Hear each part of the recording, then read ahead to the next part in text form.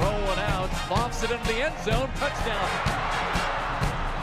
Complete, Hammond, touchdown. Corey Davis for the touchdown.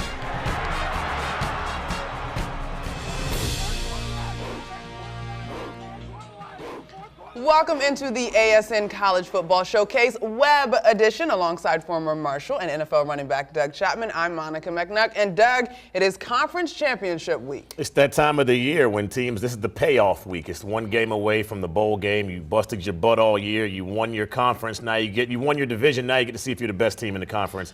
I love this time of year. There's only one way. I miss this time of year. Oh, that's so sweet. Oh, yeah. There's only one way to find out. We've got a little less time than we usually do, so let's jump right into it. In the American Conference title bout comes down to Navy and Temple. Who you taking? I got to go with the midshipmen. They're averaging 61 points per game over their last 3 games on the year. Dropped 75 at SMU on the road, and Will Worth is playing fantastic, completing 62% of his throws. He has 6 games with over 100 yards passing. We know he can run the rock, but the midshipmen have not been held under 300 yards rushing since they beat Houston in that upset. Defensively, they do just enough, but they hold the ball so long offensively. Temple won't have as many opportunities. Temple's run defense is tough, second best in the conference, but Navy is going to give them problems just like Army did week 1. All right, should be a fantastic game in the American. We keep it rolling. Conference USA, 6 teams will go to the bowl from this conference for the title game. Not too much of a surprise here, the Hilltoppers and the Bulldogs. I got to go with Louisiana Tech. They won this game the first time. It's hard to beat a team twice, but Louisiana Tech just has too much offense.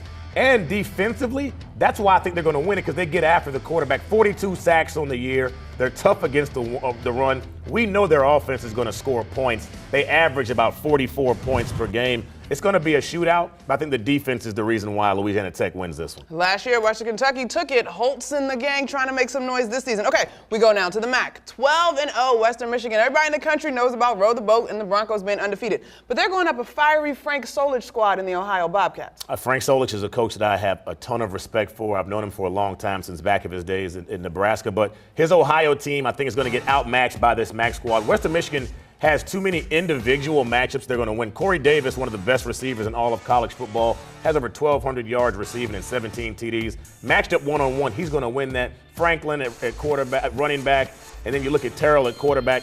They've got too many weapons offensively for the Ohio Bobcats. Now, it's going to be a tough game because Ohio's going to play them very tough, but Western Michigan, those individual one-on-one matchups, that's the difference. They have special talent on that team. You are taking Western Michigan. Absolutely. All right, Western Michigan having a magical season, certainly a thing to watch, and everybody's watching where PJ Fleck heads next. All right, so we got to go to the Sun Belt, and this is where it gets a little bit tricky. Doug, go ahead and explain this. Well, Appalachian State right now has a piece of the Sun Belt Conference Championship.